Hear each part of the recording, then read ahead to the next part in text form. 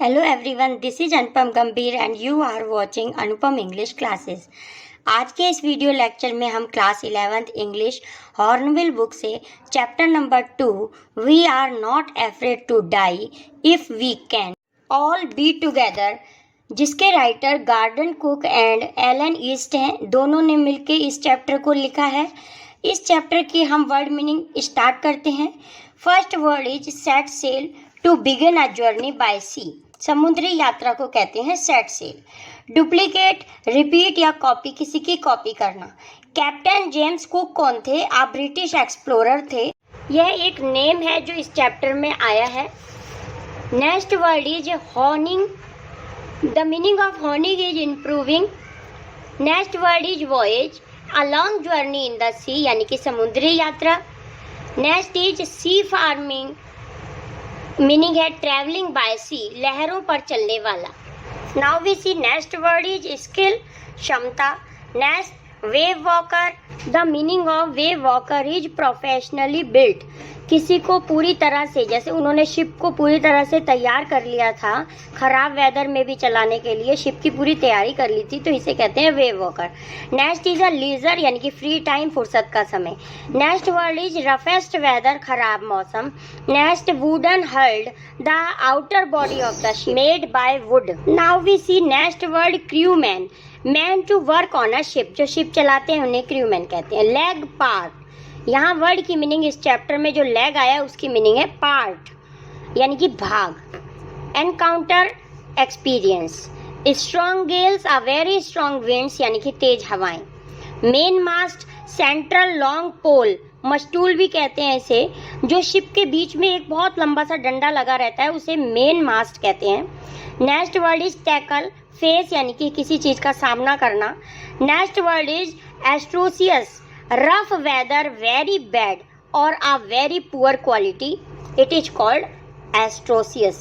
Next word is wonderful, splendid, यानी कि शानदार। Next dawn, sunrise, उषा काल, जब सूर्य निकलता है, it is called dawn. Next word is gigantic, यानी कि ह्यूज, बहुत बड़े साइज का।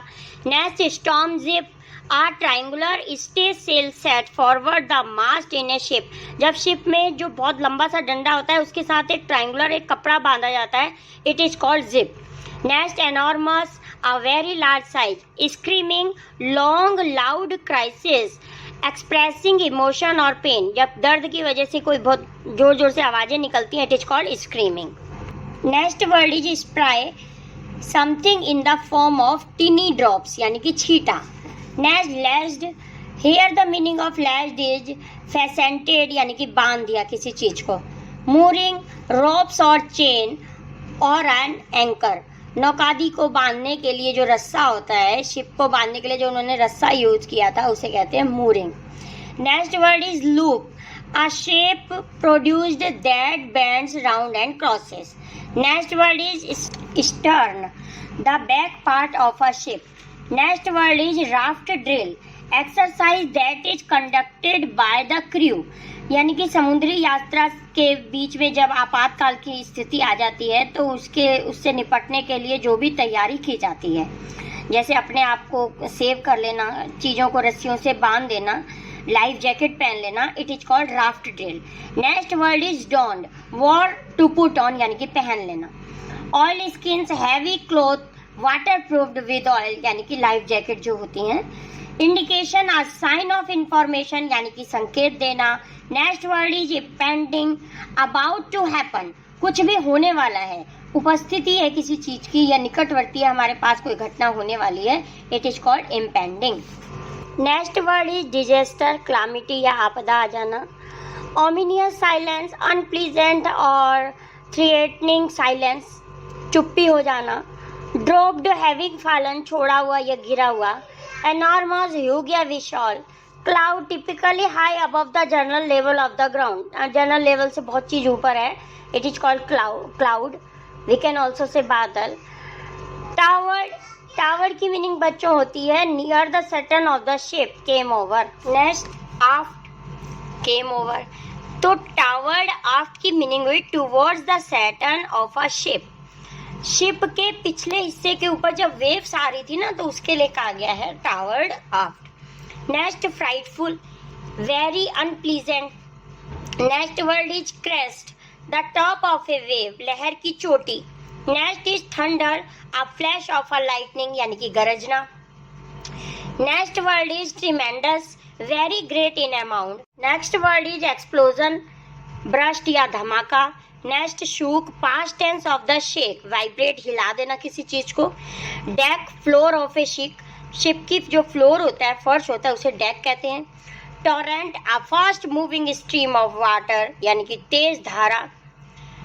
स्मैश्ड, डैश्ड, टकराया, उससे आके तूफान टकराया था ना जब शिप से। अप्रोचिंग, ऑन कमिंग, समीप आने वाली। Next word is consciousness, awareness, चेतना या बेहोशी टाइप का हो जाना। नेक्स्ट वर्ड इज अनएक्सपेक्टेडली यानी कि सडन, अचानक से। पॉप्ड, फैटिक, अचानक उभर जाना, सूजन टाइप की आ जाना। वेव वॉकर, प्रोफेशनली बिल्ट, पूरी तरह से तैयारी कर लेना किसी चीज की। Capsizing, be overturn in a water. Next word is hurled, to throw with a great force, फेंक दिया। Jerked, stretched, taut, tightly.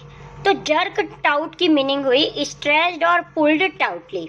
Next word is boom, pole that control the angle and the ship. Next subsequent, following, आने वाली घटना। Next scrambled, climb, claw one's way. Next tossed, throw, फेंक दिया। Hatch यानी कि door. Rag doll, a doll made of cloth यानी कि कपड़े की बनी हुई गुड़िया। Ribs, curved bone of the chest, chest में जो राउंड राउंड करके बोन्स का ढांचा बना होता है उसे कहते हैं ribs. Next word is stern, back part of the ship, ship के पिछले हिस्से को स्टर्न कहते हैं। Next dared, have the courage to do something, किसी चीज को करने का साहस करना। अबंडन, सपोर्ट और लुक आफ्टर समवन, किसी को सपोर्ट करना। नेक्स्ट इन्वेस्टिगेट, इंक्वायरी करना, जांच पड़ताल करना। Now we come on page number 15. Word is hatch, meaning is door. Next screamed, climb. Next smashed, shattered और violently broken. Next timbers, wood board used in a building of ship, ship के लिए बनाने के लिए जो लकड़ी का इस्तेमाल किया गया है।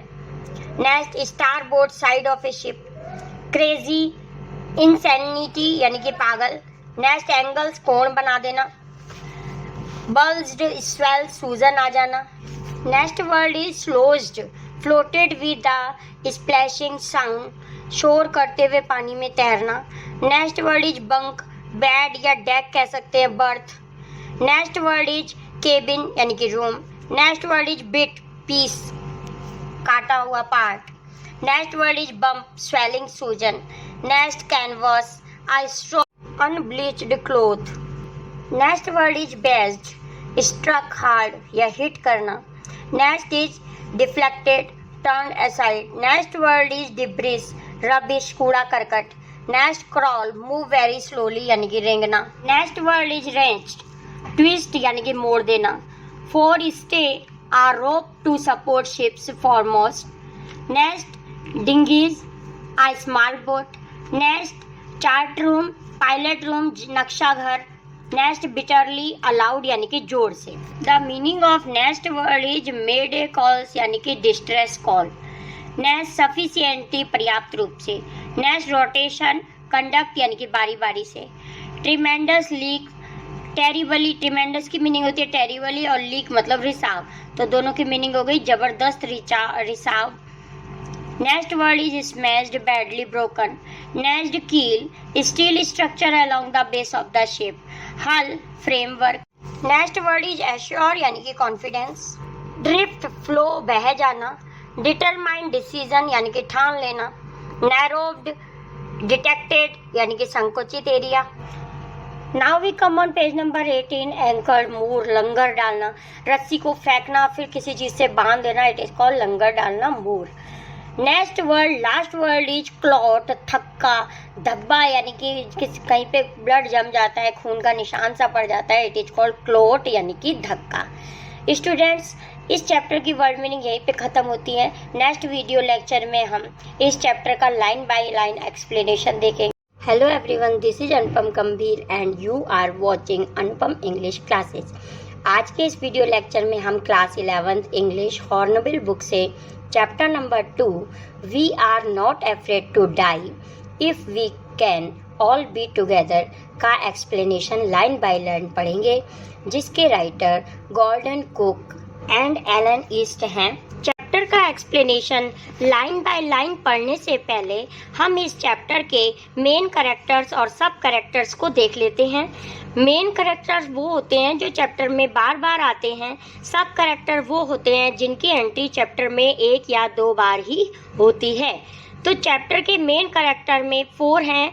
फर्स्ट है आई ये ऑथर हैं जो नरेटर भी हैं, जिन्होंने इस चैप्टर को नरेट भी किया है, बताया भी है पूरा और लिखा भी है। नेक्स्ट सेकंड मैरी हैं, उनकी वाइफ हैं ऑथर की। सुजैन उनकी डॉटर हैं और जोनाथन उनके सन हैं। सब कैरेक्टर्स में केवल 2 ही कैरेक्टर आए हैं, लैरी विजल जो कि एक अमेरिकन, सेकंड हर्ब सिजलर हैं जो कि स्विस यानी कि स्विट्जरलैंड के हैं। तो चलिए स्टार्ट करते हैं चैप्टर का explanation. In July 1976, my wife Mary, son Jonathan 6 जो कि 6 years के हैं, daughter Susan जो 7 years की हैं, and I set sail from the Plymouth, England. जुलाई 1976 की बात कर रहे हैं जब उनकी वाइफ, उनके बेटे जोनाथन, डॉटर सुजैन जो 7 साल की हैं और मैंने यानी कि ऑथर ने सेल यानी कि समुद्री यात्रा के बारे में शुरू की। कहाँ से शुरू की? प्लाईमाउथ, इंग्लैंड में प्लाईमाउथ एक जगह है, वहाँ से उन्होंने स्टार्ट की। प्लाईमाउथ अफ्रीका से ऊपर, जो कि इस मैप में भी शो किया गया है, अफ्रीका से ऊपर प्लाईमाउथ इंग्लैंड में है, जहाँ से ऑथर ने, नरेटर ने अपनी समुद्री यात्रा स्टार्ट की थी। नेक्स्ट वे कहते हैं to duplicate the round the world voyage made 200 years early by captain James Cook. वो कह रहे हैं हमने वो यात्रा उनकी कॉपी करने की सोची थी। किनकी? कैप्टन जेम्स कुक जो कि एक एक्सप्लोरर है, ब्रिटिश एक्सप्लोरर है, जिन्होंने पूरे वर्ल्ड की यात्रा की थी। और ये यात्रा उन्होंने कौन सी की थी? समुद्री यात्रा, शिप से यात्रा की थी। तो उसी की डुप्लीकेट यानी कि उसकी कॉपी करना चाह रहे हैं ऑथर और उनकी family. For the longest time, Mary and I are 37 years old businessman. तो आई कौन है? ये ऑथर हैं। वो कह रहे हैं कि मैं 37 years का बिजनेसमैन था। Had dreamed of sailing in the wake of famous explorer, and for the past 16 years we had spent all our leisure time honing our seafaring skill in British water England में जहाँ चारों तरफ वो रहते थे, पानी था, वहाँ उन्होंने ये यानी कि समुद्री यात्रा की उन्होंने तैयारी की थी। क्या तैयारी की थी? अपने लीजर टाइम यानी कि फ्री टाइम में क्या तैयारी की थी? मतलब खराब से खराब वेदर में भी वो अपना शिप चला पाएँ। तो वो बता रहे हैं कि हमने 16 years तक की ये समुद्री यात्रा की हमने वहाँ तैयारी की थी। कहाँ की थी? ब्रिटिश वाटर, इंग्लैंड के चारों तरफ जो समुद्र था, पानी था, वहाँ पर उन्होंने यात्रा की थी। आवर बोट वेव वॉकर, अब अपनी बोट का नाम उन्होंने बता रहे हैं कि हमारी जो वेव वॉकर थी, बोट थी, 23 मीटर्स लॉन्ग, उसकी वो 23 मीटर उसकी लंबाई थी। 30 टन वुडन हल्ड ब्यूटी, बहुत सुंदर थी, लकड़ी की बनी हुई थी। और उसका वेट कितना था? 30 टन। 1 टन में कितने केजी होता है? 100 केजी, यानी कि 30 टन, 3000 टन वेट था उनकी बोट का। नेक्स्ट क्या कह रहे हैं? हैड बीन प्रोफेशनली बिल्ट, जिसको पूरी तरह से प्रोफेशनली बिल्ट किया था, यानी कि तैयार कर लिया गया था उसका सब कुछ चेकअप करके कि वो खराब मौसम में भी समुद्र में चलने में ठीक रहेगी। And we had spend months fitting it, और उसको फिट करने में भी उन्होंने कई महीने लगा दिए थे। आउट एंड टेस्टिंग इट, उसका टेस्ट किया था। In the roughest weather we could find, खराब मौसम में भी उन्होंने उसकी तैयारी करने, उसकी टेस्टिंग की थी। किसकी? वेव वॉकर यानी कि अपनी शिप की। The first leg of our plan 3 years 105,000 kilometre journey passed pleasantly as we sail down the west coast of Africa to Cape Town. अब ऑथर बता रहे हैं कि हमारी ज्वेलरी का जो फर्स्ट लेग यहाँ पार्ट से है, पहला भाग जो उसका था वो हमने प्लीजेंटली यानी कि बहुत खुशहाली के साथ बिता दिया था। और अब हम कहाँ पहुँच गए थे? अफ्रीका के केप टाउन में। स्टूडेंट्स, केप टाउन की आप लोकेशन देख सकते हैं इस मैप में। अफ्रीका के सदर्न पार्ट में, बिल्कुल साउथ में केप टाउन मार्क किया गया है। तो ऑथर बता रहे हैं कि हमने हमारी जर्नी का फर्स्ट पार्ट प्लाईमाउथ इंग्लैंड से लेकर अफ्रीका के सदर्न पार्ट केप टाउन तक कंप्लीट कर लिया था। उसके बाद वह क्या कहते हैं, there before heading east we took on 2 crewmen, American Larry Weasel and Swiss Herb Sizzler, to help us tackle one of the world's roughest seas, the Southern Indian Ocean. अब वो बता रहे हैं कि केप टाउन से southern Indian ocean में अब उन्होंने जाना था। इंडिया के नीचे जो ओशियन है वो सदर्न इंडियन ओशियन है, तो वहाँ उन्होंने अब जाना था। वो किधर की साइड जाना था? अब वो साउथ की तरफ थे, उससे उन्होंने ईस्ट की तरफ जाना था। किधर जाना था? ऑस्ट्रेलिया क्योंकि जाना था। अब वहाँ केप टाउन में पहुँच के उन्होंने 2 क्रूमैन लिए। कौन लिए क्रूमैन? इनके नेम आपको लर्न करने पड़ेंगे। लैरी विजिल जो कि एक अमेरिकन है और दूसरे हैं हर्ब सिजलर जो कि स्विट्जरलैंड के हैं। तो 2 क्रूमैन हायर किए। क्यों किए? क्योंकि अब वो बता रहे हैं कि ये जो इंडियन ओशियन है, सदर्न इंडियन ओशियन, ये बहुत ही रफेस्ट सी है, दुनिया का, वर्ल्ड का सबसे रफेस्ट सी, यानी कि बहुत यहाँ पे तूफान और वेव्स उठती हैं जो कि हमें नुकसान पहुंचा सकती हैं। इसलिए उन्होंने 2 क्रूमैन हायर किए थे।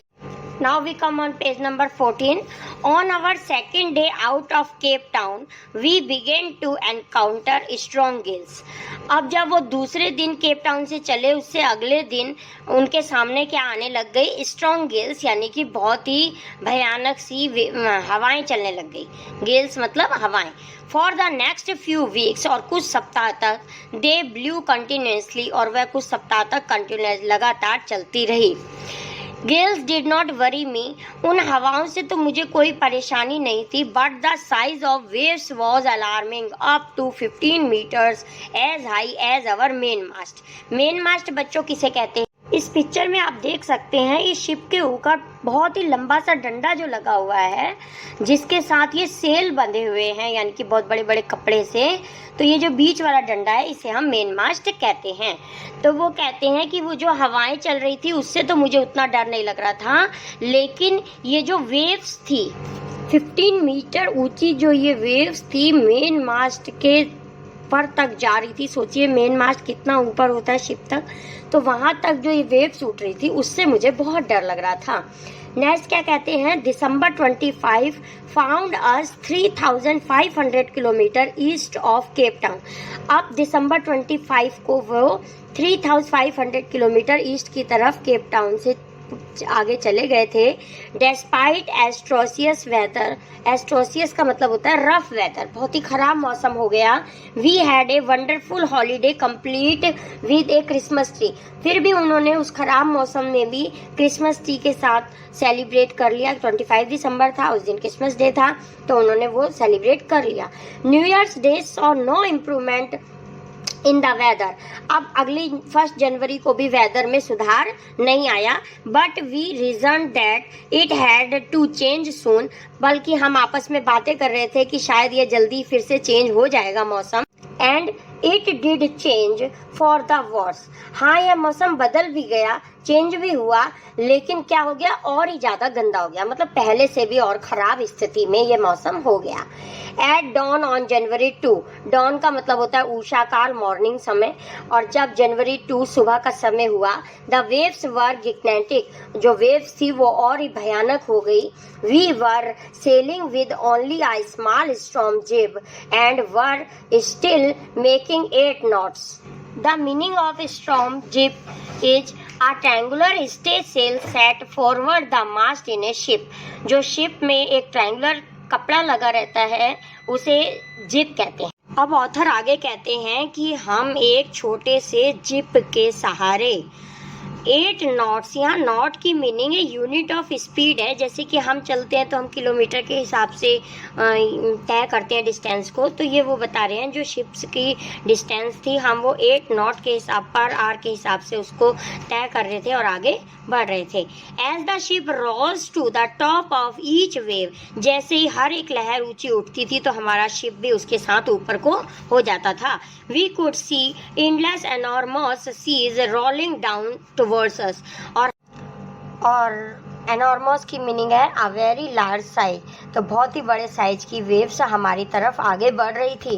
And the screaming of the wind and spray was painful of the year, जो स्प्रे का मतलब छींटे, जो ये वेव की छींटे थी वो हमारी कानों में पेनफुल एक दर्द की तरह चुभ रही थी, मतलब उनकी आवाज़ें इतनी तेज थी कि उनके कानों में भी दर्द हो रहा था वेव की वजह से। To slow the boat down we dropped the storm jib and lashed a heavy mooring rope in a loop across the stern. अब ऑथर कह रहे हैं कि हमने बोट में बंधे हुए वो जो जिप थी उसको थोड़ा सा डाउन कर दिया, नीचे की तरफ कर दिया, और लेस्ड यानी कि उसको बांध दिया, मूरिंग एक रस्सी से लंगर डालकर, लूप मतलब उसको गोल गोल करके, सैटर्न मतलब शिप के पिछले भाग को, तो पिछले भाग को उन्होंने लंगर डाल के बांध दिया जिससे कि थोड़ा सा बैलेंस में रहे शिप और पलटे ना। Then we double lashed everything, अब उन्होंने जो भी चीज़ें बांधी थी उसको फिर डबल डबल करके बांध दिया। Went through our life raft drill attached life nest, donned oil skin and life jacket and waited. The meaning of raft drill is समुद्र में एक आपात स्थिति में उपयोग किए जाने वाले जो जीवन बेड़े होते हैं, जो भी सामान होता है, लाइफ जैकेट वगैरह, डॉन्ड उन्होंने पहन ली, वॉर यानी कि पहन लिया उनको। ऑयल स्किन की मीनिंग है heavy cotton cloth water proofed with oil, water proof jacket भी उन्होंने पहन ली, और वो किसका इंतजार करने लगे, अब वेट करने लगे, किसका, नेक्स्ट वेव का, अगली वेव से लड़ने के लिए उन्होंने तैयारी कर ली। The first indication of my impending disaster came at about 6 PM। अब उनका जो इंडिकेशन की मीनिंग है अ साइन ऑफ इंफॉर्मेशन यानी कि संकेत देना, the meaning of impending is निकटवर्ती, हमारे पास आ रही थी। तो ऑथर कह रहे हैं कि हमें संकेत मिल चुका था अगली आपदा का, डिजास्टर अब आपदा का। ऑमिनस साइलेंस, बिल्कुल तूफान से पहले जो शांति हो जाती है उसे कहते हैं कि 6 बजे हमें नेक्स्ट आपदा का संकेत मिल चुका था, और वहाँ पे एक तूफान से आने वाली से पहले जो शांति होती है वो हो गई थी। The wind dropped and the sky immediately grew dark, अब हवा जो है वो रुक गई थी और जो आसमान है वो पूरा डार्क हो गया था। Then came a growing roar and an enormous cloud towards aft of the ship, अब उन्हें जो वेव थी वो कैसा लग रहा था, एक ही भयानक क्लाउड लग रहा था, ऐसा लग रहा था बादल है, लेकिन वो बादल नहीं था, क्या था, वो वेव थी, समुद्री वेव थी जो उनको एक क्लाउड लग रही थी। विद हॉरर, बहुत ही डर के साथ, I realised that it was not a cloud, तब मुझे महसूस हुआ कि हाँ यह बादल नहीं है, but a wave like no other I had ever seen, ऐसी वेव हमने पहले कभी नहीं देखी थी। It appeared perfectly vertical and almost twice the height of the other waves, ये कितनी बड़ी थी, जो साधारण वेव्स होती हैं उसकी लगभग बिल्कुल ट्वाइस यानी कि डबल थी। With a frightful breaking crest, students the meaning of crest is reach यानी कि पहुंच रही थी, वो जो वेव की ऊपर की चोटी उनके तक पहुंच रही थी, ऐसे लग रहा था कि वो अब हमारे ऊपर आने ही वाली है। Next paragraph, the roar increased to a thunder as the stern moved up the face of a wave, हर वेव के साथ, सैटर्न मतलब शिप का पिछला पार्ट, हमारा पिछला पार्ट जो शिप का इधर उधर हर वेव के साथ घूम रहा था। And for a moment I thought we might ride over it, और हमें लगता था कि अब हमारी शिप को फिर ये ऊपर वो उठा देगा। But then a tremendous explosion shook the deck, उसी समय एक शूक मतलब शेक की सेकंड फॉर्म है शूक, हमारे डेक को यानी कि शिप के फ्लोर को एक एक्सप्लोजन ने हिला दिया। एक्सप्लोजन मतलब धमाका हुआ वेव का जिसने हमारे शिप के पिछले पार्ट को बिल्कुल हिला दिया। A torrent of green and white water broke over the ship, और हमारे शिप पर व्हाइट और ग्रीन कलर का मतलब यानी कि काई टाइप की हमारे शिप पर आ गई।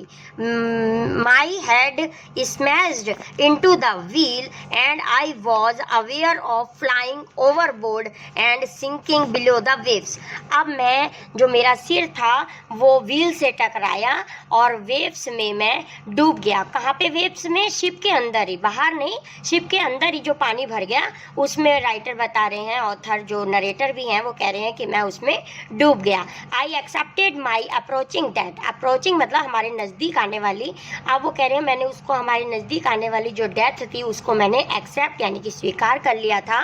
And as I was losing consciousness I felt quite peaceful, consciousness मतलब बेहोशी की स्थिति में जाना, तो जब मैं डेथ से पहले क्वाइट पीसफुल एक शांति सी भी महसूस सी होती है, तो कह रहे हैं मैं बेहोशी की स्थिति में हो रहा था और मुझे थोड़ी सी शांति फील हो रही थी कि मेरी अब तो डेथ नियर ही है, पास ही है। Unexpectedly my head popped out of the water, और एक अचानक से फिर मेरा सिर पानी के बाहर निकला। A few meters away, wave walker was near capsizing. The meaning of capsizing is be overturned in water, मतलब पानी में उलट देना। फिर उस वेव ने क्या किया, ऑथर को मतलब सीधा कर दिया, कुछ मीटर ही दूर था वो, किससे, व्हील से। हर मास्ट ऑलमोस्ट हॉरिजेंटल, अब वो मास्ट जो था उनका मेन मास्ट वो हॉरिजेंटल मतलब लेट गया था, हॉरिजॉन्टल में हो गया था, वर्टिकल था और वो वेव की वजह से हॉरिजॉन्टल हो गया। Then a wave hurled up her upright, hurled की मीनिंग बच्चों होती है to throw with a great force, फेंक। देन अ वेव हर्ड, और उसको उन्होंने वेव ने आगे की तरफ फेंक दिया। My life line jerked taut, I grabbed the guardrails and sailed through the air into wave walker's main boom. The meaning of boom is front part of the ship, पिछले पार्ट को stern कहते हैं और front part को boom कहते हैं। अब writer कह रहे हैं कि मैं वेव की वजह से उछला और रेलिंग जो शिप के किनारे पे बनी हुई थी उसको मैंने पकड़ लिया, जो कि बूम को सपोर्ट करने के लिए बंधी हुई थी। Subsequent waves tossed me round the deck like a rag doll, rag का मतलब होता है कपड़े से बनी हुई गुड़िया, तो वो जो वेव्स थी उन्होंने मुझे टॉस करना शुरू कर दिया, मतलब रोल करना शुरू कर दिया। कैसे रोल किया, एक रैग डॉल की तरह, जो हल्की सी कपड़े की बनी हुई गुड़िया होती है उसकी तरह उन्होंने मुझे रोल करना शुरू कर दिया। माई लेफ्ट रिब्स क्रैक्ड, और मेरी जो लेफ्ट यानी कि लेफ्ट साइड की जो पसली थी वो टूट गई। My mouth filled with the blood, मेरा मुंह खून से भर गया। एंड ब्रोकन टीथ, और मेरे सारे दांत टूट गए। Somehow I found the wheel, कैसे भी करके मैंने व्हील को पकड़ लिया। Lined up the Saturn for the next wave and hung on, और मैं उसके लटका रहा जिससे कि अगली वेव से हमारा जो शिप है वो ना पलटे। वाटर वाटर एवरीवेयर, चारों तरफ पानी ही पानी था। आई could feel that the ship had water below, but I dared not abandon the wheel to investigate. The meaning of dare is courage to do something, किसी चीज को करने का साहस रखना। The meaning of abandon is support or look after someone. Investigate की meaning है inquiry, तो मैंने किसी भी तरह करके साहस रखा और जांच पड़ताल आगे की जैसे इन्वेस्टिगेशन उन्हें शुरू की कि कैसे हम शिप को बचा सकते हैं। Now we come on page number 15. Suddenly the front hatch was thrown open and Mary appeared. अचानक से अगला दरवाजा जो शिप का फ्रंट डोर था, हैच मीन्स डोर यानी कि दरवाजा, खुला और मुझे मैरी यानी कि जो उनकी वाइफ थी वो दिखाई दी। वी आर सिंकिंग, हम सब डूब रहे हैं। शी स्क्रीम्ड, वह चिल्लाई। The decks are smashed, we are full of water. The meaning of screamed is climb, वह ऊपर की तरफ चढ़ी। स्मैश्ड की मीनिंग होती है शैटर्ड और वायलेंटली ब्रोकन, मतलब जो उनका शिप था वो पूरी तरह से ब्रोकन, टूटा फूटा सा हो गया था।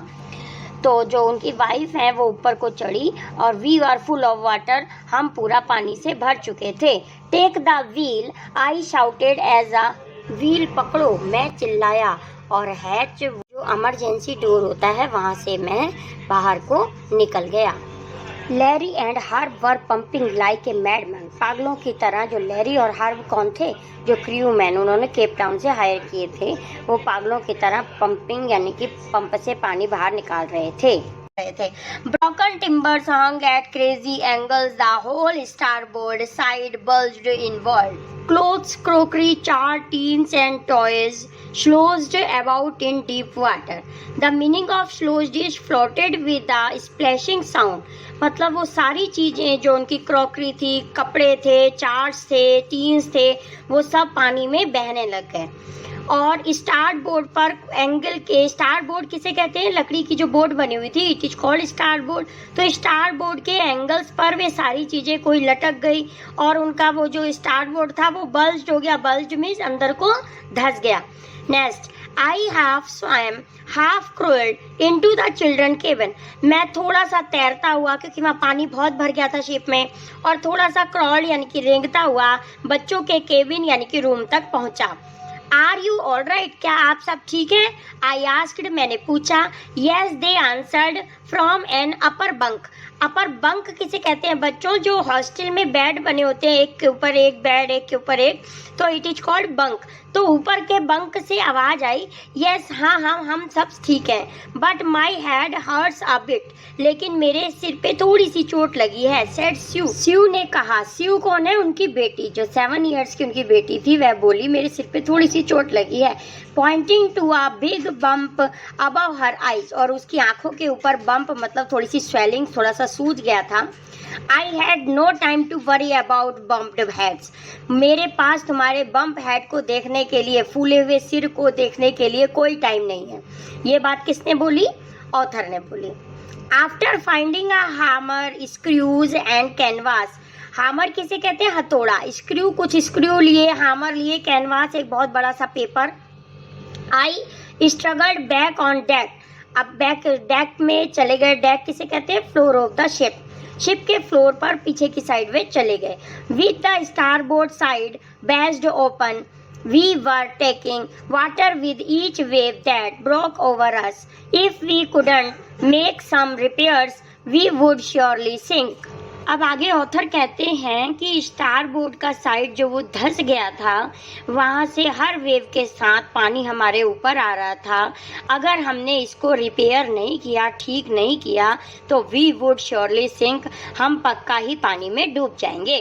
Next, somehow I managed to stretch canvas and secure waterproof hedge covers across the gaping holes. Canvas किसे कहते हैं? एक शीट सी प्लास्टिक का पेपर सा बहुत बड़ा सा, जिससे उन्होंने गैपिंग होल, जो गैप वाले होल थे उसमें वो उन्होंने कैनवास को डाल दिया, जिससे कि वो होल बंद हो जाए और पानी अंदर आने से रुक जाए। Some water continued to stream below but most of it was now being deflected over the side.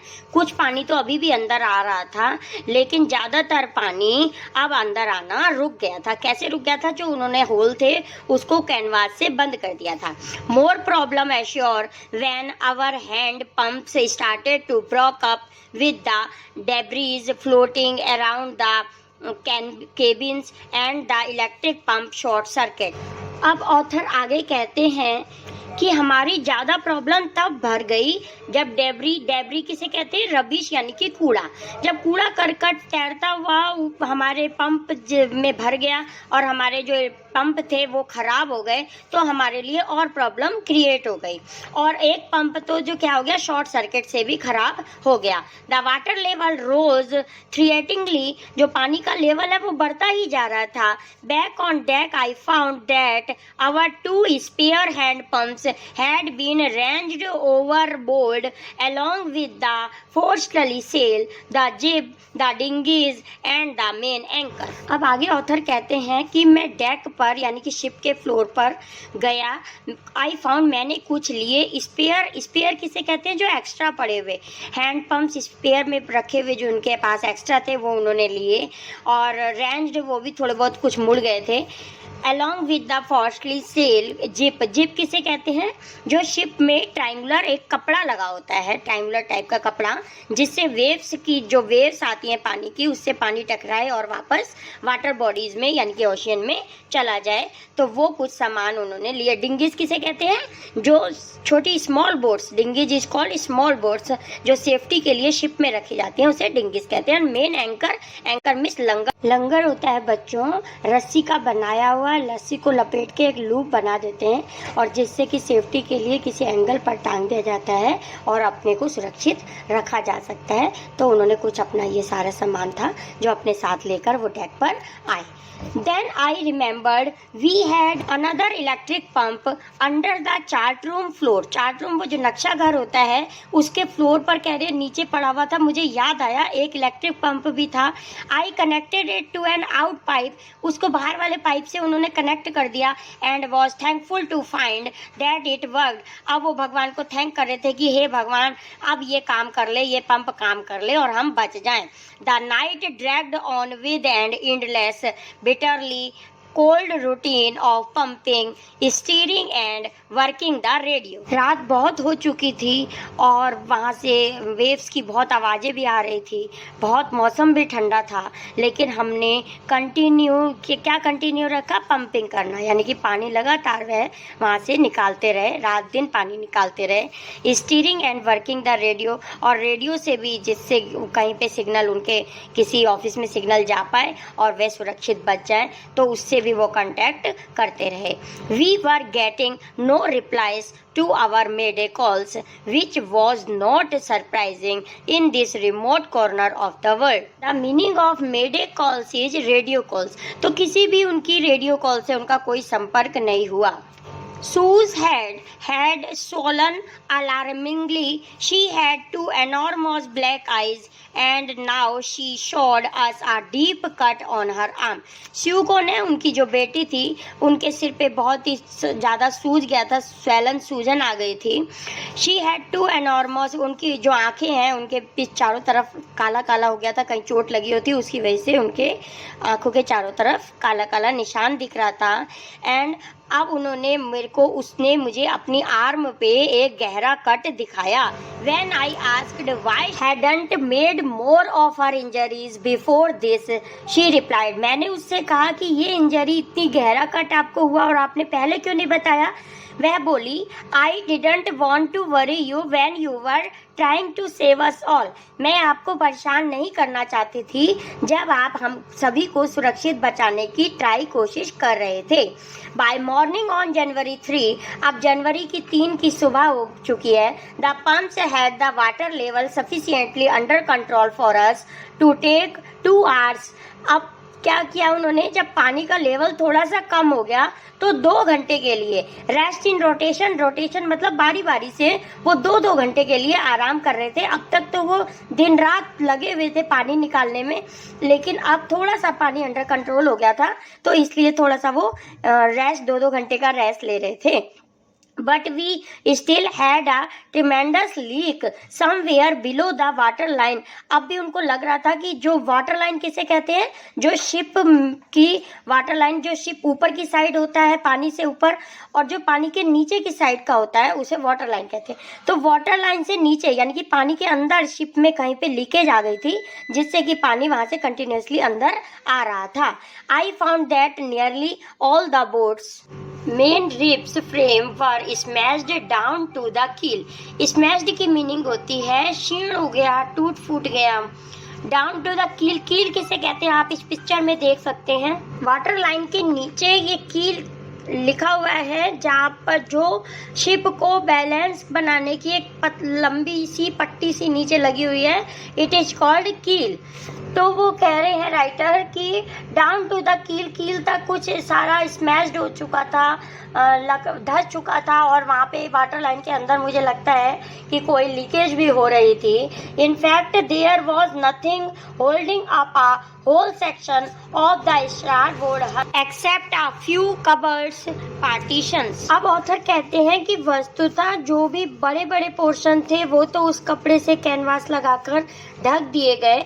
हल किसे कहते हैं स्टूडेंट्स? इस पिक्चर में आप देख सकते हैं कील के पास हल का पोर्शन है, कह रहे हैं वहाँ पे कुछ छोटे छोटे पार्टीशन है जहाँ से अभी भी थोड़ी सी लीकेज आ रही थी, उसके अलावा सारे लीकेज उन्होंने होल जो है बंद कर दिए थे। We had survived for 15 hours since the wave hit. हम 15 घंटे तक हमने उस वेव को, जो हमें वेव मार रही थी, माने कि पुश कर रही थी जो वेव, उसको हमने 15 घंटे तक सामना किया। But wave walker would not hold together long enough for us to reach Australia. अब कहते हैं कि वेव वॉकर का हमें ऑस्ट्रेलिया पहुंचाना मुमकिन नहीं लग रहा है। वेव वॉकर क्या है? उनकी जो बोट है, शिप है।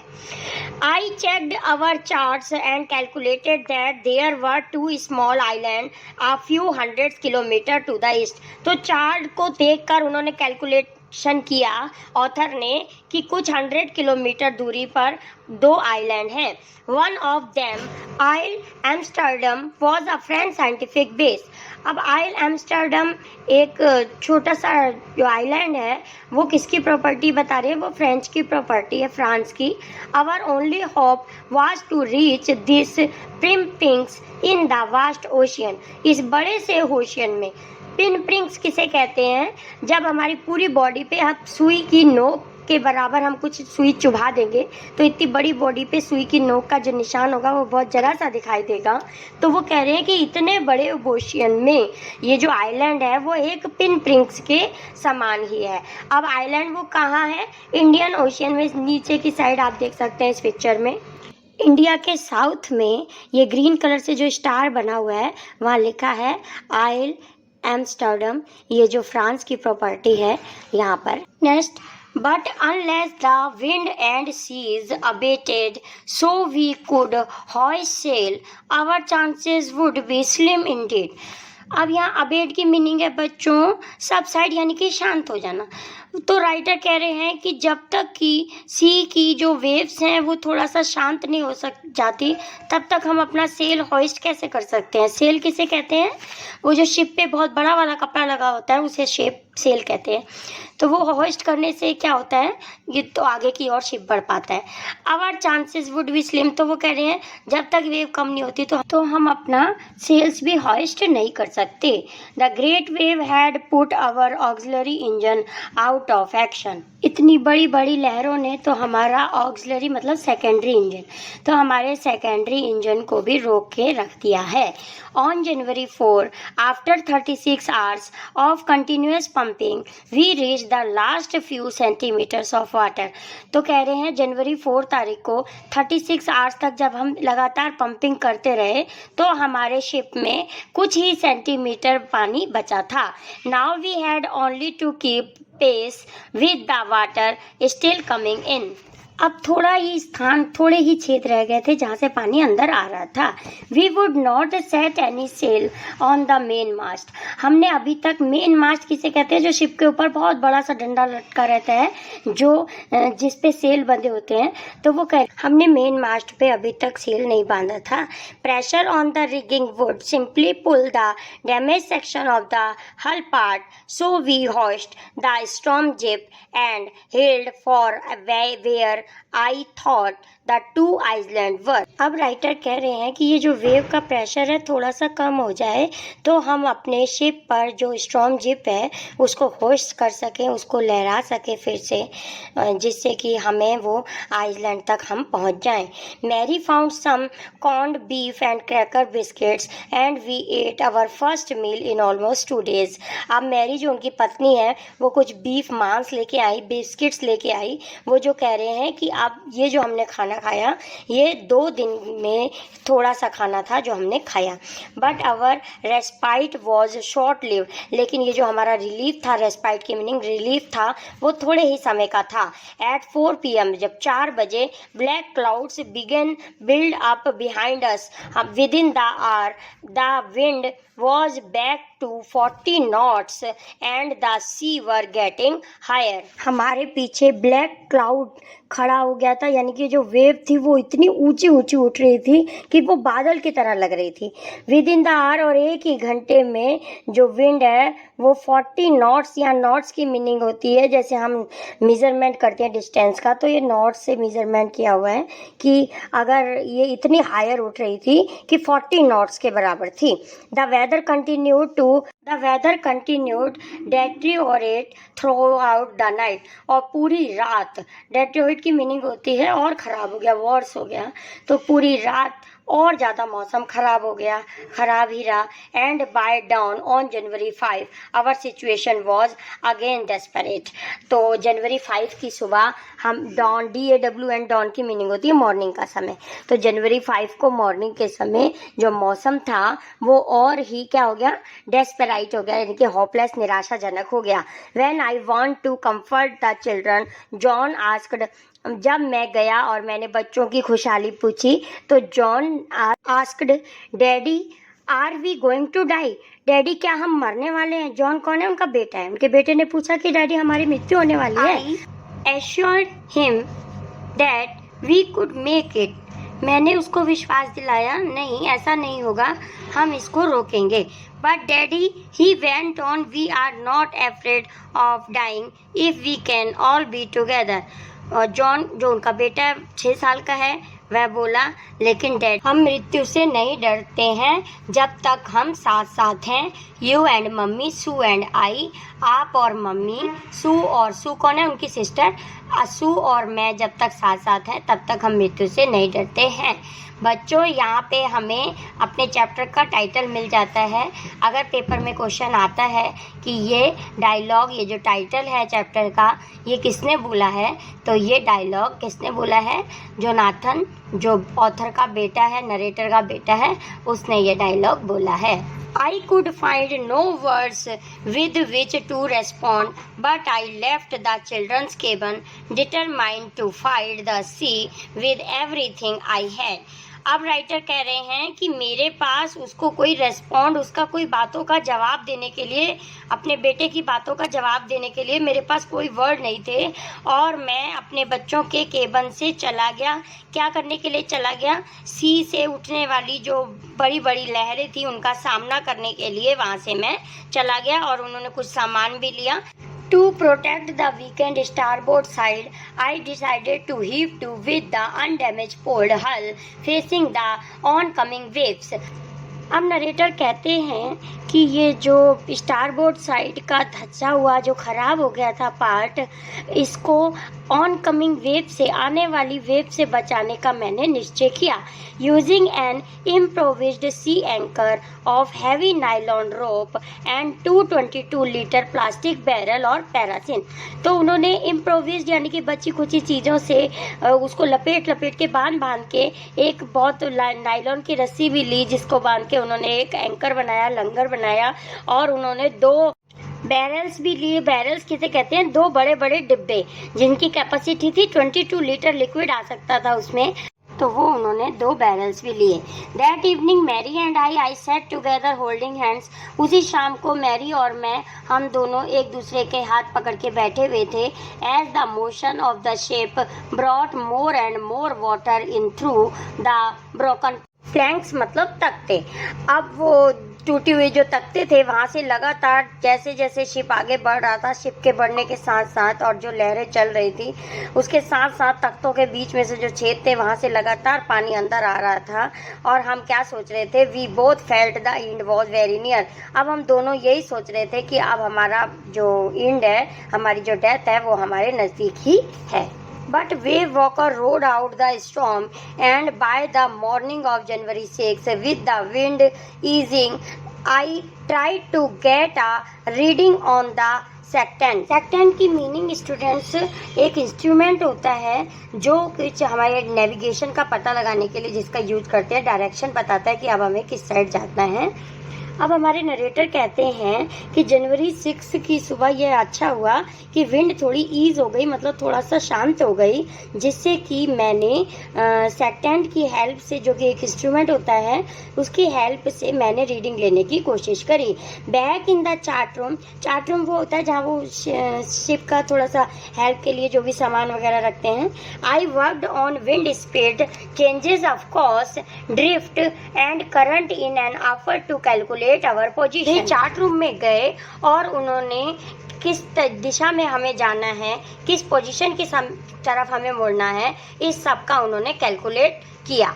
The best I could determine was that we were somewhere in 150,000 kilometer of ocean looking for a 65 kilometer wide island। अब नरेटर कह रहे हैं कि मैंने डिटरमाइन किया कि 150,000 किलोमीटर के ओशियन में से हमें सिर्फ 65 किलोमीटर का एक आइलैंड ढूंढना है, मतलब इतने बड़े ओशियन में से इतना छोटा सा आइलैंड ढूंढना है।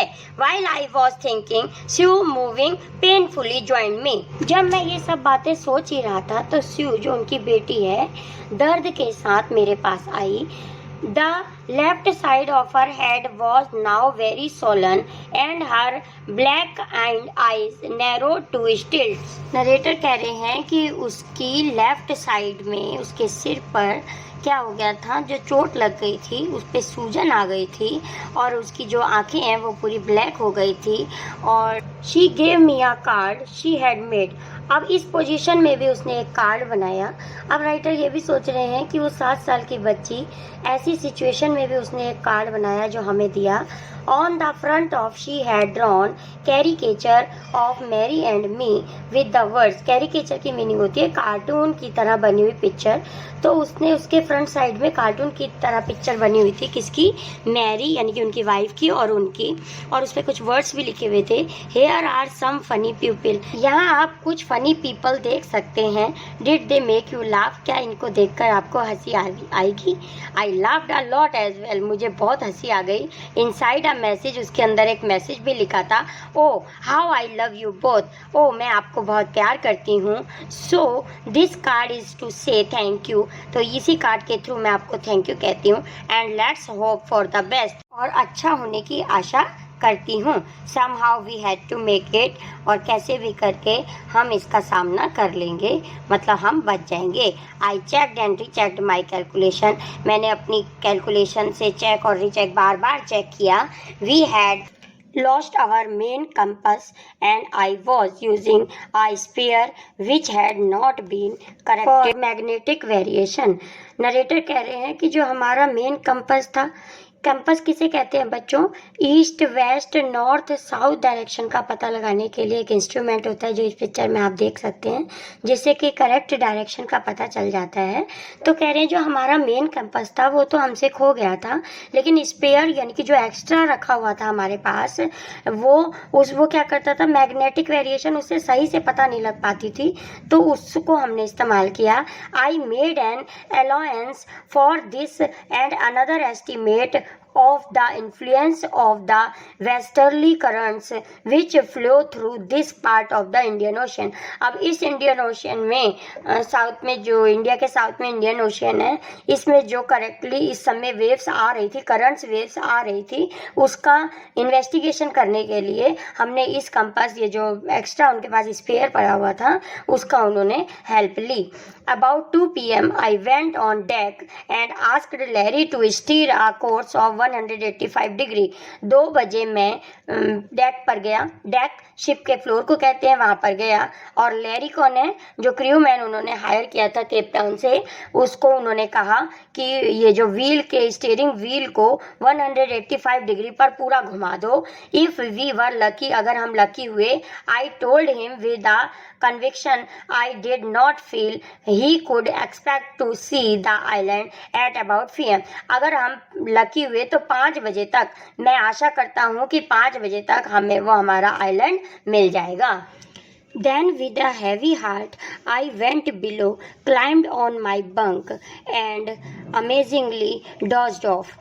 अब इतनी बातें कह के बहुत ही उत्साह के साथ धैर्य रखते हुए मैं नीचे तर चला गया और अपने बंक यानी कि बेड पर लेट गया और सो गया।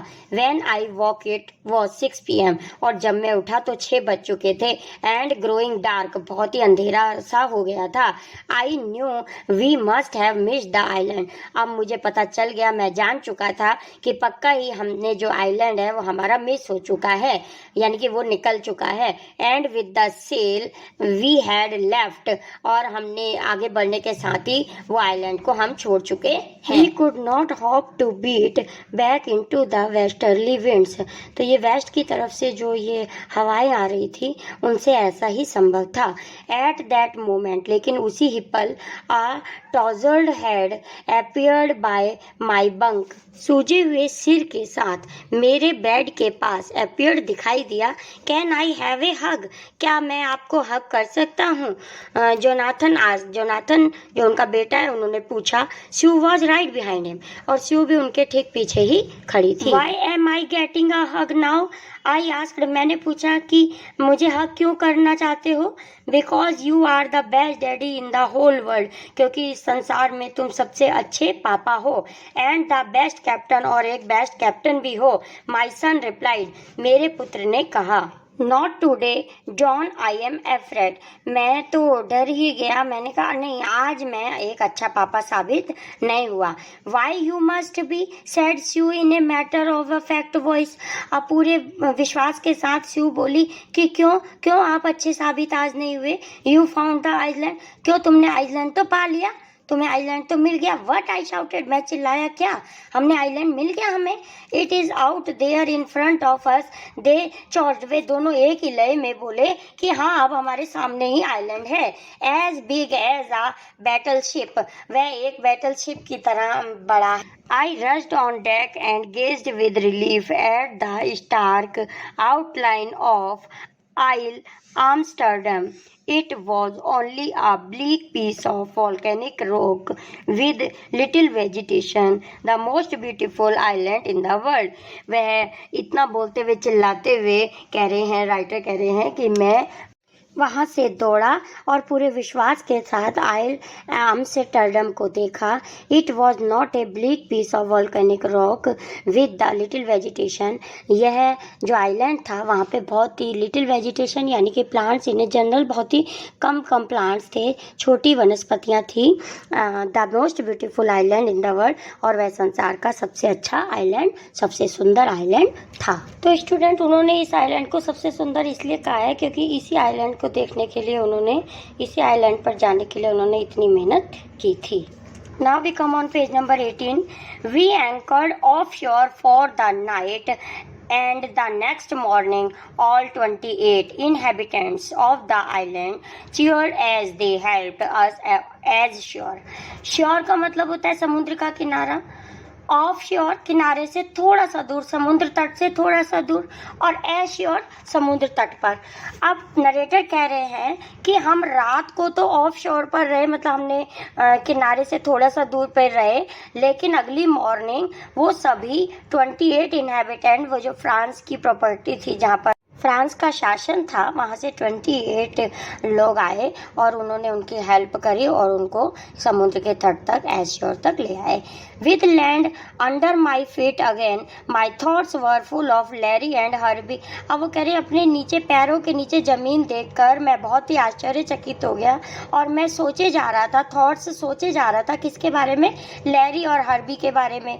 Cheerful and optimist under the direst stress, जिन्होंने इतने स्ट्रेस पर भी पूरे आशावादी रहे और इतनी मेहनत करते रहे। एंड ऑफ मैरी, मैरी के बारे में सोच रहे थे। Who stayed at the wheel for all those crucial hours, Mary जो उनकी पत्नी, वो व्हील को इतने धैर्य के साथ उसने पकड़ा रखा, बिल्कुल नहीं छोड़ा। इतने कठिनाई के घंटों में भी उसने उस व्हील को नहीं छोड़ा। Most of all I thought of 7 years old girl. अब वह किसके बारे में सोच रहे हैं? अपनी बेटी के बारे में जो 7 साल की है मात्र। Who did not want us to worry about a head injury, जिसने अपनी हेड की इंजरी के बारे में भी नहीं हमें बताया। Which subsequently took 6 minor operations to remove a recurring blood clot. Clot का मतलब होता है धब्बा, बिटवीन स्किन एंड स्कल। तो उसकी स्किन स्कल के बीच में वो जो ब्लड के धब्बे हो गए थे उसको हटाने के लिए उसके 6 माइनर से ऑपरेशन भी करने पड़े। अब वो कह रहे हैं कि वो इतने मतलब उसको गहरी चोट लगी थी, फिर भी उसने हमें नहीं बताया। क्योंकि नहीं बताया? क्योंकि हम उस डिजास्टर से बचने की कोशिश कर रहे थे। End of a 6 years old boy who was not afraid to die। अब नरेटर आगे कह रहे हैं कि वो 6 साल का, मात्र 6 साल का लड़का जिसने कहा कि हम मृत्यु से डरते नहीं हैं। तो इन सभी के बारे में नरेटर सोच रहे हैं। यहाँ पे हमारा चैप्टर कंप्लीट हुआ। Hello everyone, this is Anupam Gambhir and you are watching Anupam English classes. आज के इस वीडियो लेक्चर में हम class 11th English Hornbill book से chapter number 2 we are not afraid to die if we can all be together के question answer पढ़ेंगे।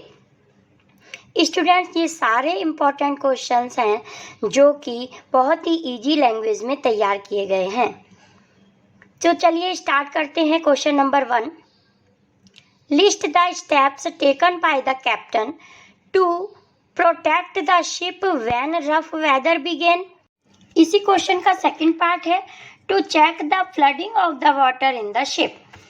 इस question में 2 पार्ट दिए गए स्टूडेंट। तो फर्स्ट पार्ट का क्वेश्चन देखते हैं, to protect the ship when rough weather began. मौसम जब खराब हो गया था तो कैप्टन ने कौन से स्टेप्स लिए थे? To protect the ship from rough weather the captain took these steps. ये लाइन क्वेश्चन से ही ली गई है। तो वो कौन कौन से स्टेप्स थे देखते हैं। First step is the captain decided to slow down the speed of the ship so he dropped the storm jib. Captain ने पहला स्टेप ये लिया कि उसने शिप को क्या कर दिया, थोड़ा सा स्लो कर दिया, क्योंकि मौसम खराब था तो स्पीड तो स्लो करनी थी ना, जिससे कि वो जिप किसे कहते हैं, जो शिप में ट्रायंगुलर कपड़ा लगा रहता है तो उसको नीचे किया जाए, इसलिए उन्होंने उसको स्लो कर दी उसकी स्पीड को। सेकंड स्टेप क्या लिया उन्होंने, the captain carried their life raft drills attached life lines and don life jacket and oil skin. तो कैप्टन ने कुछ राफ्ट ड्रिल्स लेके आए जो सेफ्टी के लिए सामान रखा जाता है शिप में तूफान वगैरह आ जाने पर। लाइफ लाइन जैकेट्स पहन ली उन्होंने, डॉन्ड की मीनिंग होती है वोर यानी कि पहन ली, और ऑयल स्किन ऐसे कपड़े की बनी हुई जैकेट जिस पे पानी का कोई इफेक्ट ना पड़े यानी कि वाटर प्रूफ जैकेट उन्होंने वियर कर ली। स्टूडेंट, सेकंड पार्ट देखते हैं इसी क्वेश्चन का। List the step taken by the captain to check the flooding of the water in the ship. पानी जो आ गया था शिप में उसको रोकने के लिए, यहाँ चेक करने वाला चेक नहीं है, चेक मीन्स रोकना, तो उसको रोकने के लिए कैप्टन ने कौन से स्टेप लिए थे? आंसर स्टार्ट करेंगे। The captain took the following steps to check the flooding of water in the ship. जो शिप में पानी भर गया था उसको रोकने के लिए कैप्टन ने जो स्टेप्स लिए थे वो इस प्रकार हैं। ये लाइन क्वेश्चन से ही है। Now we start answer. First, he found a hand pump and a spare electric pump. Spare जो एक्स्ट्रा पड़ा हुआ था पंप, उन्होंने वो पंप लिया, स्पेयर इलेक्ट्रिक पंप भी लिया जो कि जिससे कि पानी को बाहर निकाला जा सके। Second, he covered the gapping holes with the help of waterproof canvas. Canvas एक पेपर होता है जो वाटरप्रूफ होता है, वो उन्होंने जो गैप हो गए थे, होल हो गए थे शिप में, उसको बंद करने के लिए उन्होंने कैनवास पेपर का यूज किया था। Now we start question number 2। Describe the mental condition of the voyagers on 4 and 5 January. Voyagers यात्रा करने वाले 4 और 5 जनवरी को वो जो यात्रा कर रहे थे सभी लोग, उनकी मेंटल कंडीशन आपको डिस्क्राइब करनी है। Now start answer. On January 4 the voyager felt relieved as they were continuously pumping out water the past 36 hours. लगातार 36 घंटे तक पानी बाहर निकालने के बाद 4 तारीख को उनको थोड़ा सा रिलीफ महसूस हो रहा था। Second point, they had their first meal in 2 days। इन 2 दिनों में पहली बार उन्होंने खाना खाया था, और खाने में क्या लिया था उन्होंने? बिस्किट और थोड़ा सा बीफ लिया था। Third point is around 4 PM। अब उसी दिन शाम को 4 बजे The fear of weather craft in the again as black cloud marched towards them. अब उनके आगे फिर उसी दिन, पहले तो उनको थोड़ा सा रिलीफ हुआ था पंप से पानी बाहर निकालकर, बट शाम को 4 बजे फिर क्या हुआ, एक बहुत बड़ा सा ब्लैक कलर का बादल सा उनको दिखाई दिया जो उनकी तरफ आ रहा था और जिसने उनकी प्रॉब्लम्स को बढ़ा दिया था. On January 5 the situation was bad. This gave them mental stress. और जनवरी 5 को तो ये सिचुएशन और ही खराब हो गई थी जिसने उनके मेंटल स्ट्रेस को बढ़ा दिया था. Now we come on question number 3. Describe the shift in the narration of the events as indicated in the 3 section of the text. Give the suitable title to each of section. आपको ये तीनों जो describe की गई हैं, पूरी events दिखाई गई हैं इस चैप्टर में, इन तीनों का डिस्क्रिप्शन देना है 3 सेक्शन में और उसके लिए आपको एक टाइटल भी देना है. तो चलिए आंसर स्टार्ट करते हैं.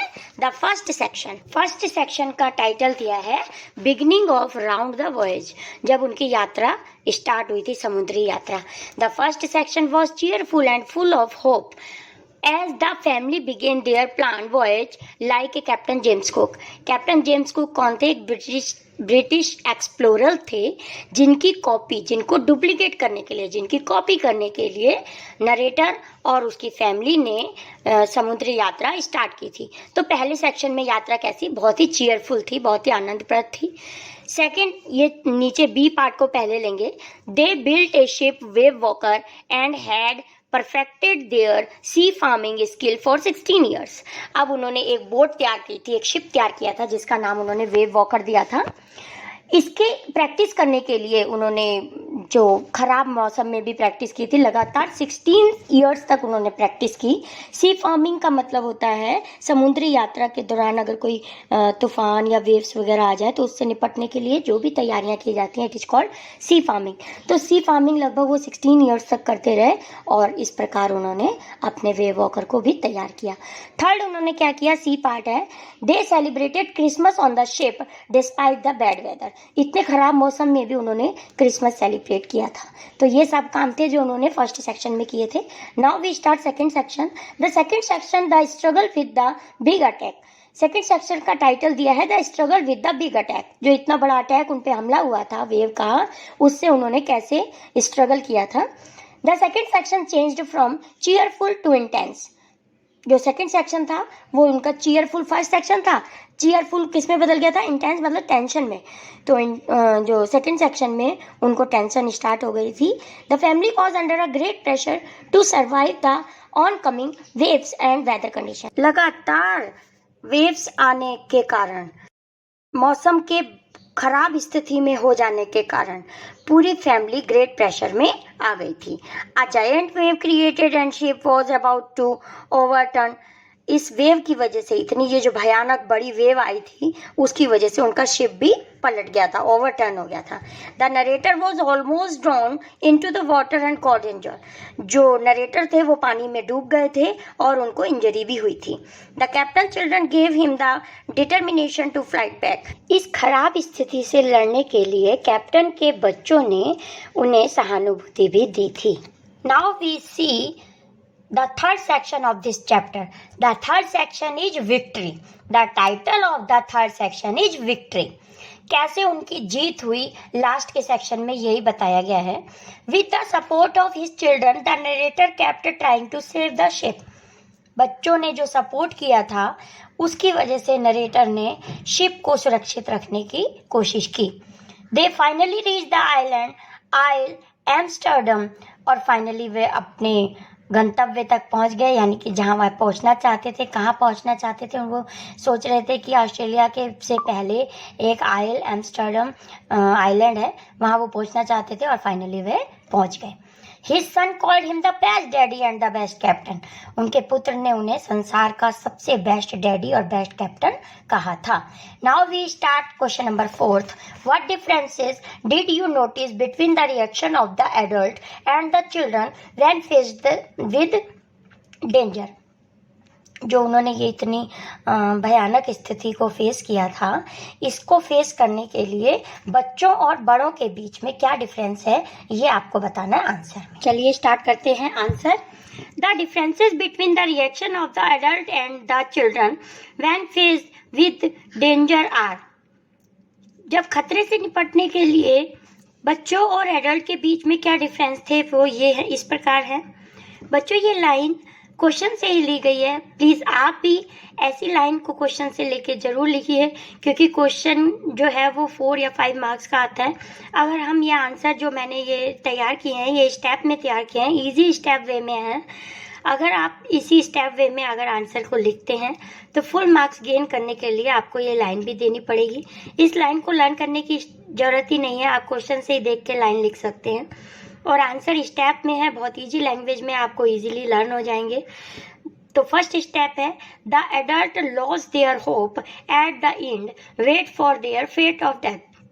जो बड़े लोग थे वो अपने भाग्य पर निर्भर हो गए थे। वो कह रहे हैं कि अब तो अब हमारी जो डेथ है वो हमारे नियर ही है। द चिल्ड्रन वर होपफुल, लेकिन जो बच्चे थे वो आशावादी थे।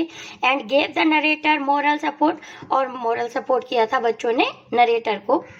His son expressed courage as to how he was not afraid to die if they all were together. जो शिप के कैप्टन थे वो इसी चैप्टर के नरेटर भी हैं। उनके बेटे ने कहा था, जब तक हम सब साथ हैं। हम सब कौन? उनके मम्मी पापा और उनकी sister.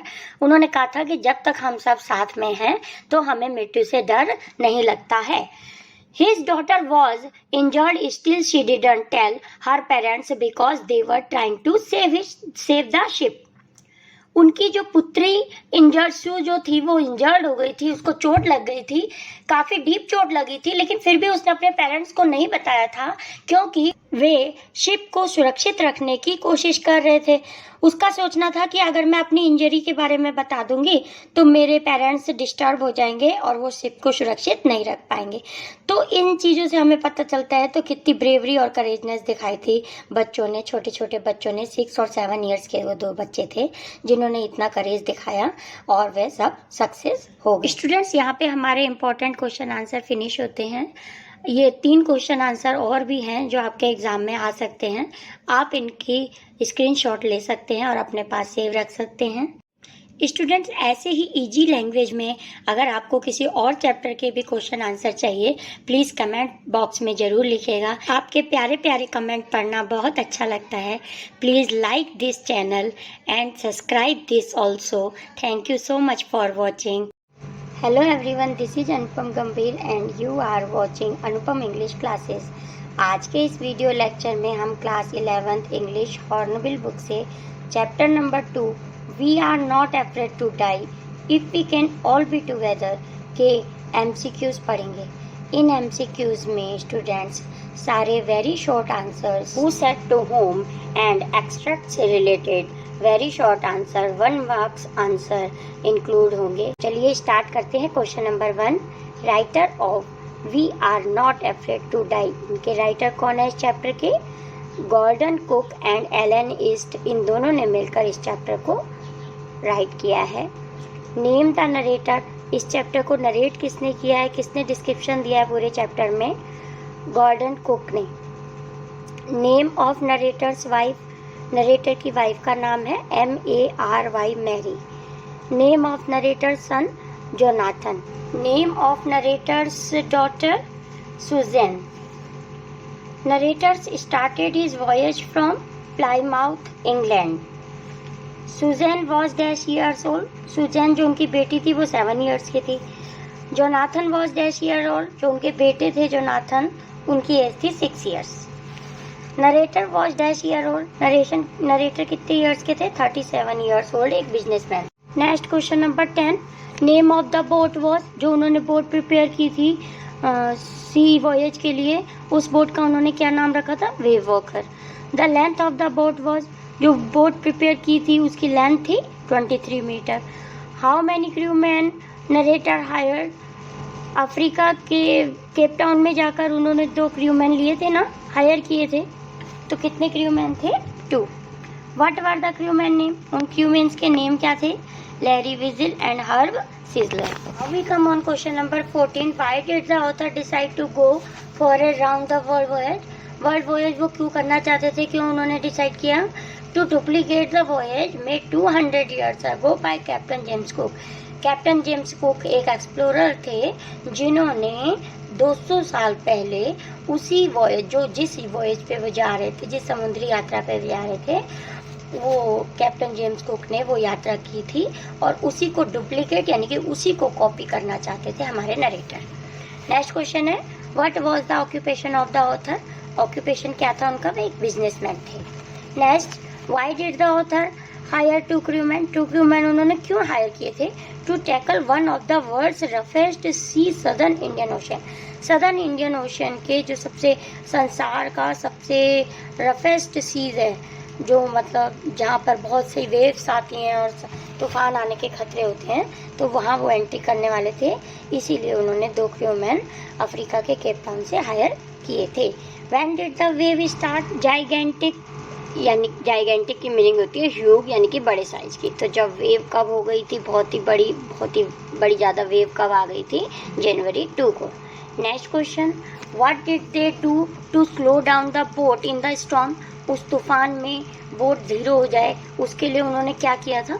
Drop the storm jib and less the heavy mooring rope.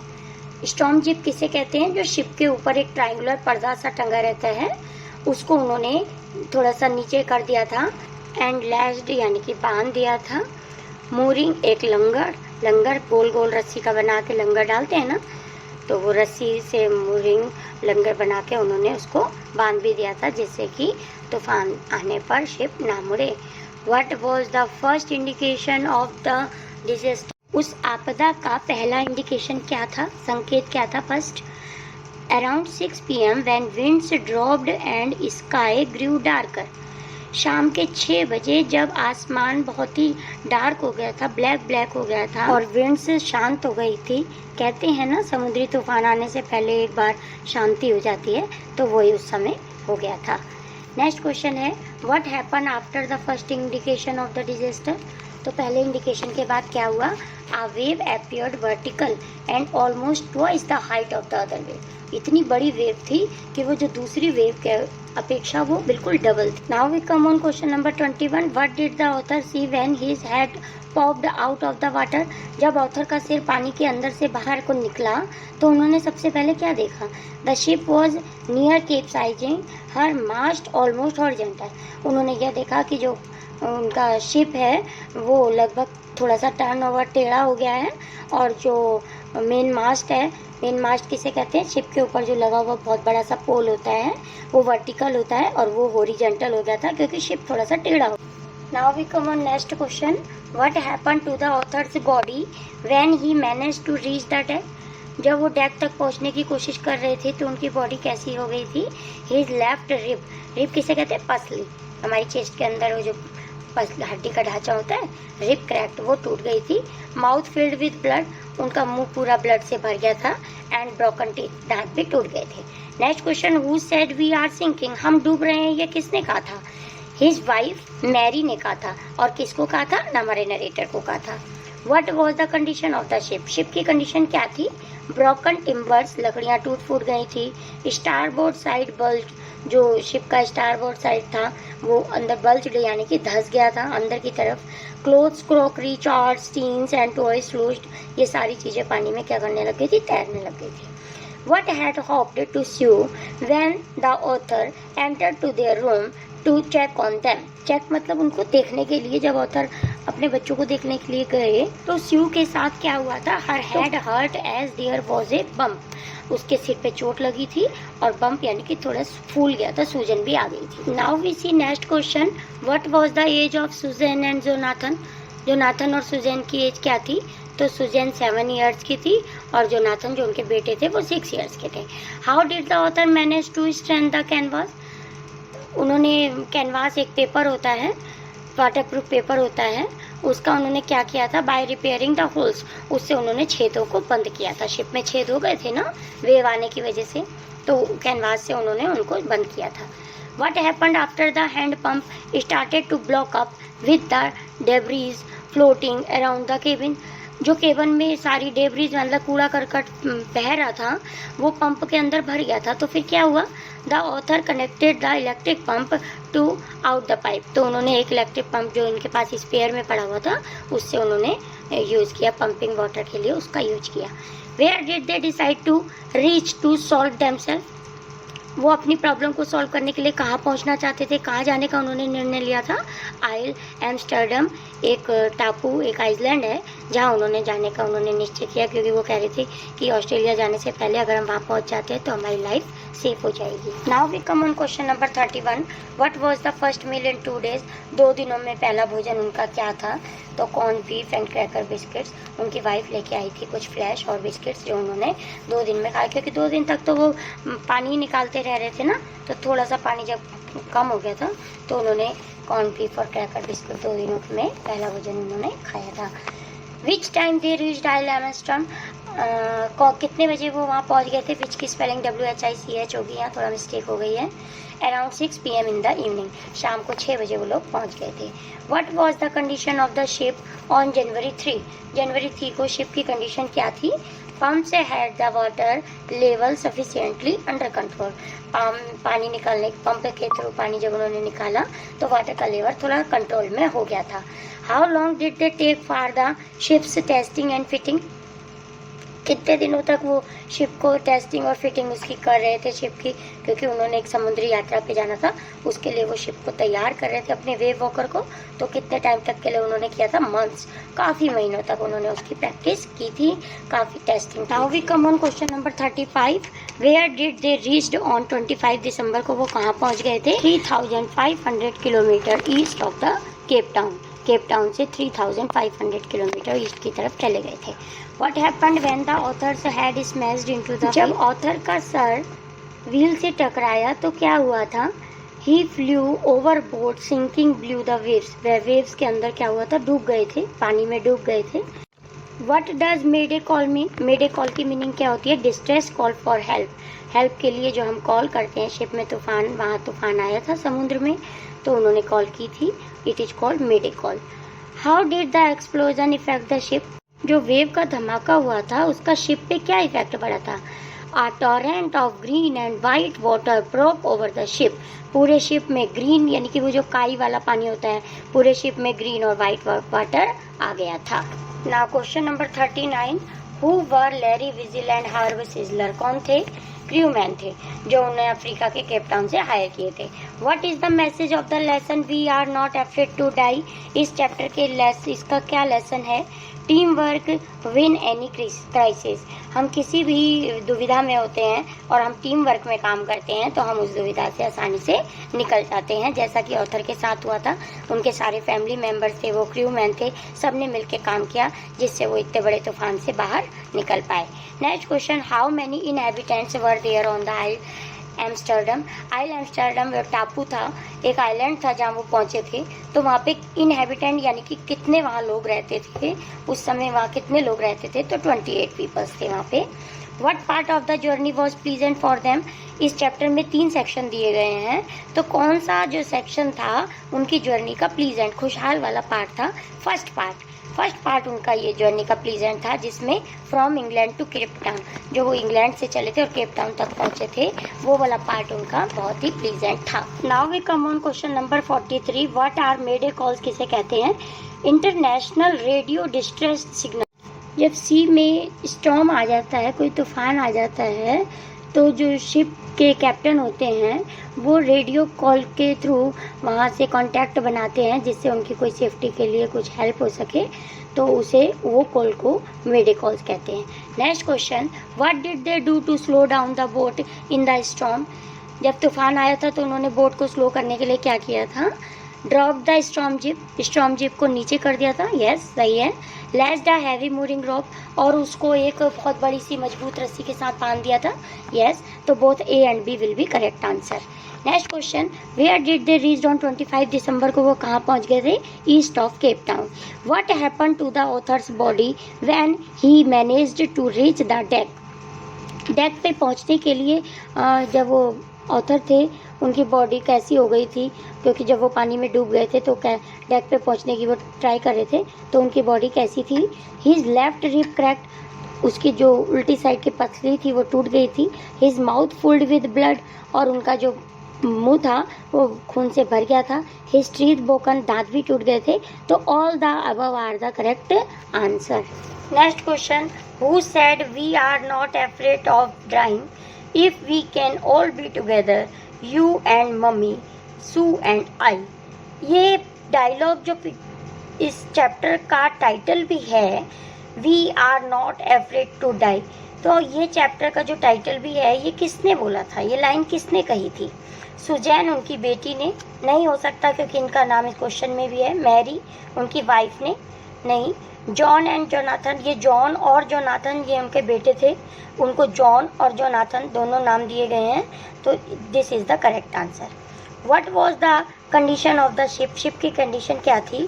Clothes, crockery, charge, toys closed, yes. Starboard side bust, starboard side जो उनका आगे का हिस्सा था वो धंस गया था अंदर को शिप का, हाँ सही है। ब्रोकन टिम्बर्स, लकड़ियाँ भी, कुछ लकड़ियाँ भी वहाँ की टूट गई थी। ऑल ऑफ द अबव, सारे ही आंसर करेक्ट हैं। Next question, what was the first indication of the disaster, disaster की पहली इंडिकेशन क्या थी। व्हेन विंड्स ड्रॉप, हवाएं रुक गई थी। स्काई ग्रू डार्कर, आसमान भी डार्क हो गया था। क्यूअर साइलेंट हो गया था, यानी कि बहुत ही स्ट्रेंज और ऑड प्रकार का जो तूफान आने से पहले बिल्कुल साइलेंस छा जाता है ना, वो हो गया था। तो all the above answer are correct. On which date the sail was set for Plymouth England to duplicate the round the world voyage, तो ये जो वॉयज थी, समुद्री यात्रा थी, उन्होंने कब स्टार्ट करी थी, जुलाई 1976 is the correct answer. Now we come on question number 55. Who made the same voyage 200 years? 200 साल पहले यही समुद्री यात्रा किसने की थी, कैप्टन जेम्स कुक ने। Narrator went on voyage with, किसके साथ गए थे वो समुद्री यात्रा पर, son, daughter, wife, all of the above, तो all of the above is the correct answer. Who did narrator described himself, अपने आप को उन्होंने कैसे डिस्क्राइब किया था, 37 ईयर्स ओल्ड बिजनेसमैन कह के उन्होंने अपने आप को डिस्क्राइब किया था। What is the size of the boat, boat का साइज क्या था, 23 मीटर लॉन्ग थी और 30 टन उसका वेट था। Now we come on question number 59. How did he describe his boat, boat को उन्होंने कैसे डिस्क्राइब किया था, वुडन हल्ड ब्यूटी कह के उन्होंने अपनी बोट यानी कि वेव वॉकर को डिस्क्राइब किया था। The total estimate duration of the journey war, journey का टोटल एस्टिमेशन उन्होंने कितना लगाया था कि लगभग इतने दिनों के दौरान हमारी यात्रा पूरी होगी, 3 years. The first leg of plan journey was, leg यहाँ पे पार्ट से रिलेटेड वर्ड है, तो जर्नी का पहला पार्ट उनका कितना था, 105,000 किलोमीटर्स उनके जर्नी का फर्स्ट पार्ट था। Who were the crew members कौन थे, लैरी विजल जो अमेरिका से बिलोंग करते थे, एक अमेरिकन थे। हर्ब सिजलर स्विट्जरलैंड से थे, तो ये both A and B is the correct. Next question, what is the meaning of gales, strong wind. Next, what was the size of the wave that alarmed narrator, वो wave का size कितना था जो जिससे उनको खतरे का पता चल गया था नरेटर को, 15 मीटर्स उसकी लेंथ थी, हाइट थी। After new year weather changes for, new year के बाद मौसम कैसा हो गया था, तो न्यू ईयर के बाद मौसम पहले से और अधिक खराब हो गया था। Next question, what does the word knot symbolize, यहाँ नॉट की मीनिंग क्या है, यूनिट ऑफ स्पीड, जो वो शिप की स्पीड होती है ना, जैसे हम डिस्टेंस को कवर करते हैं किलोमीटर मीटर में, तो वो जो शिप की स्पीड होती है उसको नॉट में कवर करते हैं, it is called not. The first impending disaster came at about 6 PM with, disaster 6 बजे किसके साथ डिजास्टर आया, तो ओमनियस साइलेंस, वो डिजास्टर आने से पहले क्या हो गया था, बिल्कुल शांत थी, समुद्र में तूफान आने से पहले एकदम शांत मौसम हो गया था। Next, subsequent waves tossed me round the deck like, जो ऑथर है उनको जो वेव्स थी वो कैसे उछाल रही थी, लाइक अ रैग डॉल, यानी कि एक कपड़े की गुड़िया की तरह इधर उधर उछाल रही थी। What was the Larry and herb doing, Larry और हर्ब कौन थे, क्रूमैन थे, वो क्या कर रहे थे, पंपिंग लाइक मैडमैन, एक पागलों की तरह शिप से पानी निकाल रहे थे बाहर की तरफ। Who said are you all right to home, क्या तुम सब ठीक हो, ये किसने कहा था? Narrator said to his kids, narrator ने अपने बच्चों से कहा था। Next question number 71, what had Sue prepared for her father, उस खराब स्थिति में, सिचुएशन में भी स्यू यानी कि उनकी बेटी ने अपने पापा के लिए क्या तैयार किया था? A card. Which island did they find in the southern Indian ocean, में उन्हें कौन सा आइलैंड मिला था?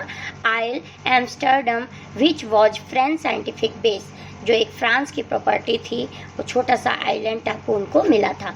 What has been pin pricks in the vast ocean, इतने बड़े ओशियन में पिन प्रिंक्स, एक सुई की नोक के बराबर क्या चीज़ थी? वो आइलैंड था। Why was the narrator getting a hug, narrator को हग क्यों किया जा रहा था? बिकॉज ही फाउंड आइलैंड, क्योंकि आइलैंड नज़दीक ही दिख रहा था, तो उनके बेटे ने कहा था कि हम आपको क्या हक कर सकते हैं, क्योंकि उनको आइलैंड मिल चुका था। Now this is the last question, question number 75, when did they reach Ile Amsterdam, Ile Amsterdam टापू पे वे कब पहुंच गए थे? Around 6 PM in the evening, शाम 6 बजे वे आइल एम्स्टर्डम टापू पर पहुंच गए थे। स्टूडेंट्स, सभी एमसीक्यूज कंप्लीट, इन सभी एमसीक्यूज के साथ ये चैप्टर भी कंप्लीट हुआ। I hope you will enjoy this video and gain good score in your examination. Thank you so much for watching. मिलते हैं जल्दी नेक्स्ट वीडियो में। बाय।